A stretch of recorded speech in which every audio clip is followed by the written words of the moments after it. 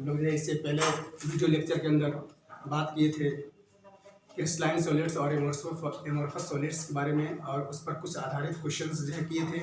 अब हम लोग बात करेंगे उसके नेक्स्ट पॉइंट पर।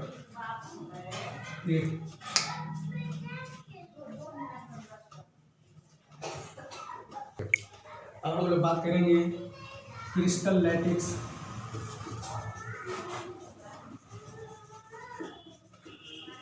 Lattice point,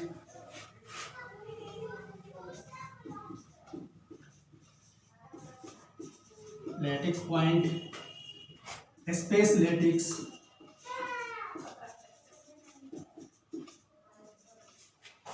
crystal lattice, lattice point और स्पेस लैटिक्स तीनों जो है एक ही टर्म के लिए हम डिफाइन करते हैं। मतलब ये कि सॉलिड्स जो बना हुआ है, क्रिस्टल जो बना हुआ है, एटम से बना हुआ है, आयंस से बना हुआ है या मॉलिक्यूल से बना हुआ है। इस एटम्स, आयंस और मॉलिक्यूल्स को हम पॉइंट के द्वारा इंडिकेट करते हैं, रिप्रेजेंट करते हैं। इसके द्वारा, पॉइंट्स के द्वारा इंडिकेट करते हैं। इसको कहते हैं कंस्टिट्यूएंट पार्टिकल। क्या कहते हैं इसको? कंस्टिट्यूएंट पार्टिकल्स कहते हैं, कंस्टिट्यूएंट पार्टिकल्स कहते हैं, या पॉइंट्स कहेंगे, या एटम्स, आयंस या मॉलिक्यूल्स कहेंगे। इस कंडीशंस में ये पॉइंट्स किसी 3D स्पेस के अंदर उपस्थित रहते हैं।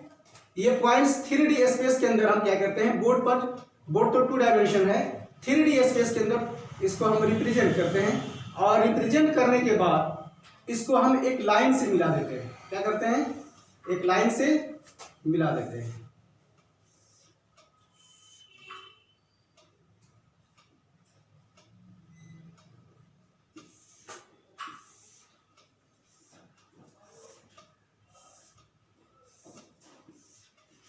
एटम्स यहां थे और इसको हमने एक लाइन से मिला दिया।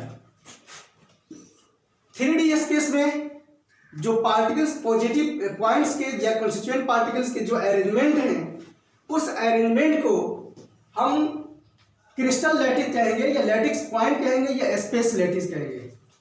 कह सकते हैं कि the 3D space where atoms यानी कि points, atoms, ions, molecules means points are arranged in a geometrical pattern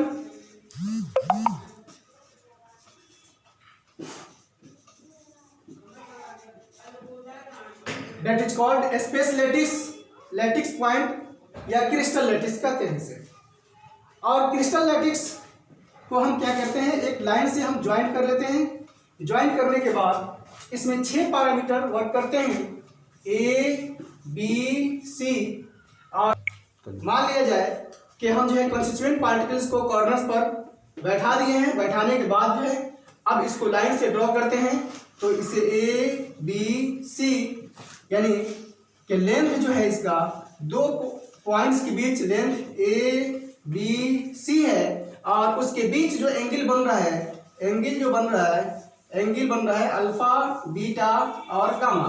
bye convention A, B, C, B और सी के बीच में अल्फा, सी और ए के बीच में बीटा।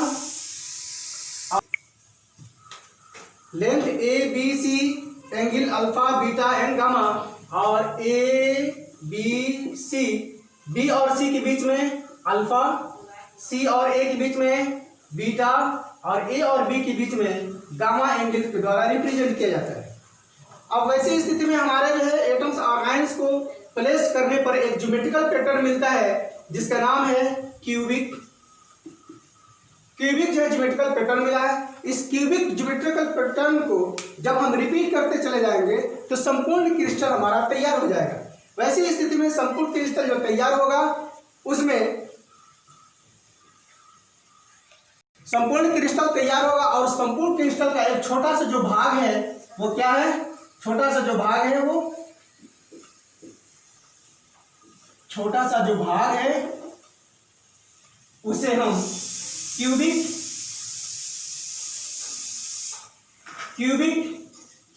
ज्योमेट्री के द्वारा संपूर्ण क्रिस्टल तैयार किए हैं। क्यूबिक जो ज्योमेट्री है वो क्यूबिक ज्योमेट्री यूनिट सेल कहलाती है, यूनिट सेल। तो हम यूनिट सेल को डिफाइन कर सकते हैं कि यूनिट सेल जो है smallest structural unit of the whole crystal which when repeat side by side to create a whole crystal. जब इसको हम बार बार इसको रिपीट करते हैं, रिपीट करने के बाद हमारा संपूर्ण क्रिस्टल जो है तैयार हो जाता है। अब जो है दूसरा पॉइंट हम इसमें डिस्कस करते हैं कि यूनिट सेल कितने तरह के होते हैं। यूनिट सेल दो तरह के होते हैं, प्रिमिटिव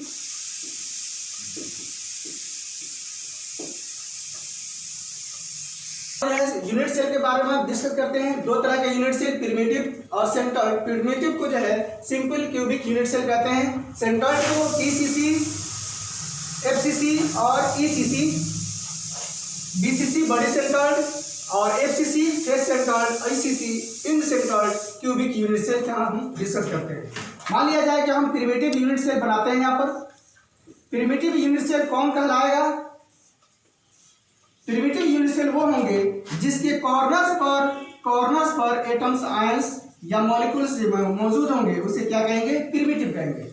यानी कि एटम्स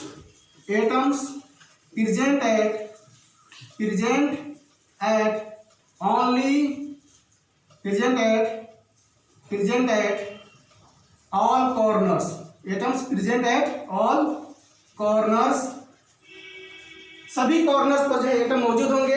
बीसीसी में सभी कॉर्नर्स पर होंगे और साथ साथ इसके बॉडी के अंदर भी होंगे। कहाँ होंगे? बॉडी के अंदर भी होंगे। जैसे हम एग्जांपल लेते हैं, स्ट्रक्चर के द्वारा इसको समझाते हैं। ये मान लिया जाए कि आपका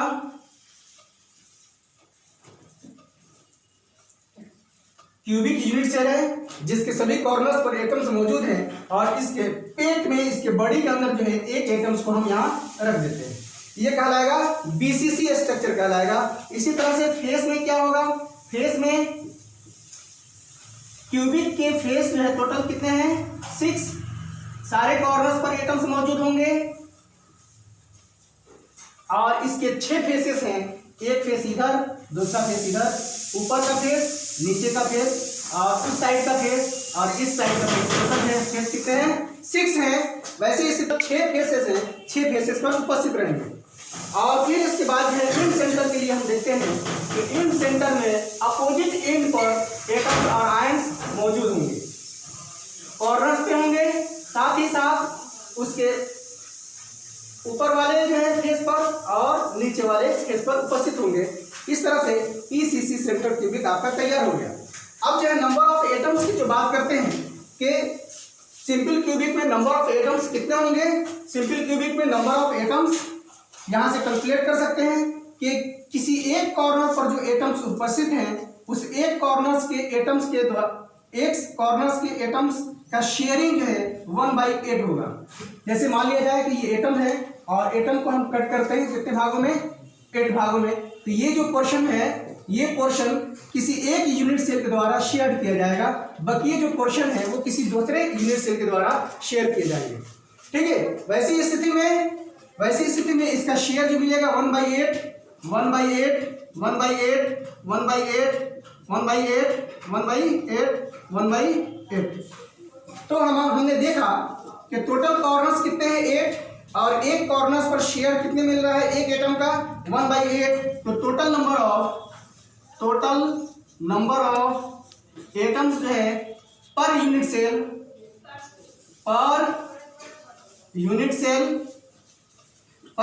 इक्वल टू 8 × 1/8 इक्वल टू 1। यानी इसको जेड के द्वारा इंडिकेट करते हैं। 8 × 1/8 इक्वल टू 1। अब हम देखते हैं बीसीसी में टोटल कॉर्नर्स के द्वारा कितने हो गए? 1 और एक बॉडी के अंदर है, टोटल कितने हो गए? Z equal to 2। या FCC में देखते हैं, FCC का इस बोर्ड का अगर मान लिया जाए कि आधा पार्ट जो है उधर है और आधा पार्ट इधर है, इसी तरह से 6 फेसेस हैं, तो Z equal to total corners के कितने हो गए 1, और इसके फेसेस पे जो है टोटल फेस कितने हैं 6, और हाफ पार्ट एक फेस के लिए आता है, टोटल हो जाते हैं आपके 4। Z equal to 4। और इसी में हम देखते हैं कि टोटल कॉर्नर्स के द्वारा कितने हो रहे हैं 1, और उसके बाद जो है 2 फेसेस हैं, 2 फेसेस के लिए, एक फेस के लिए हाफ, 2 फेसेस के लिए कितना हो जाएगा 2। Z इक्वल टू 2 निकल के आया। ये बात आप लोग याद रखिएगा कि क्यूबिक यूनिट सेल में नंबर ऑफ एटम्स कितने होंगे पर यूनिट सेल 1, बड़ी सेंटर्ड में 2, FCC में 4 और ECC में 2 होंगे। ठीक है, अब हम लोग देखते हैं कि orthorhombic, cubic, tetragonal, monoclinic, hexagonal, triclinic और ट्राइगोनल, ये 7 तरह के जो है क्रिस्टल सिस्टम है। कितने तरह के क्रिस्टल सिस्टम जो है 7 टाइप से हैं। क्रिस्टल सिस्टम 7 टाइप से हैं, और इसके जो ज्योमेट्रिकल पैटर्न पर जो है simple cubic, simple cubic, body centred और फेस सेंटर्ड, इन सेंटर के आधार पर हम देखते हैं कि चारों के अंदर यानी कि ऑर्थोरोम्बिक जो स्ट्रक्चर है, ऑर्थोरोम्बिक जो ज्योमेट्री है, उसमें चारों प्रकार के क्रिस्टल पाए जाते हैं। बॉडी सेंटर भी पाए जाते हैं, फेस सेंटर भी पाए जाते हैं, और सिंपल भी पाए जाते हैं, इंड सेंटर भी पाए जाते हैं। क्यूबिक में टोटल 3 तरह के, टेट्रागोनल में 2, मोनोक्लिनिक में 2, हेक्सागोनल में 1, ट्राइक्लिनिक में 1 और ट्राइगोनल के अंदर 1। टोटल हो रहे हैं 14, यानी कि इसको कहते हैं ब्रेवेस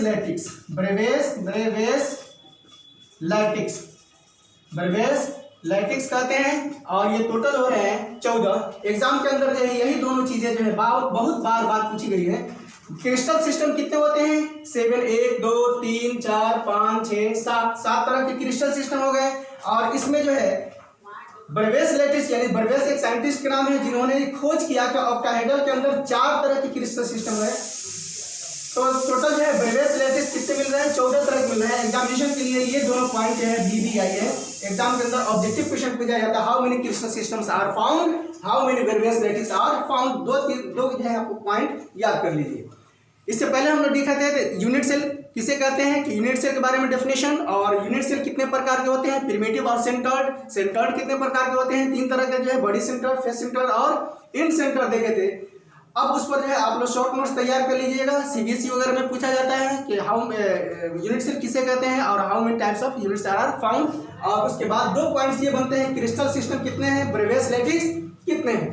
इसके बाद जो है क्वेश्चन इसमें जो है ये क्रिस्टल सिस्टम कितने हैं, इसके लिए बार क्वेश्चन पूछा गया है। ब्रेवेस लैटिस कितने प्रकार के होते हैं, इसके लिए बार क्वेश्चन पूछा गया है। ऑब्जेक्टिव क्वेश्चन इस पर जो है तैयार कर लीजिएगा। फिर हम लोग नेक्स्ट वीडियो में मिलते हैं।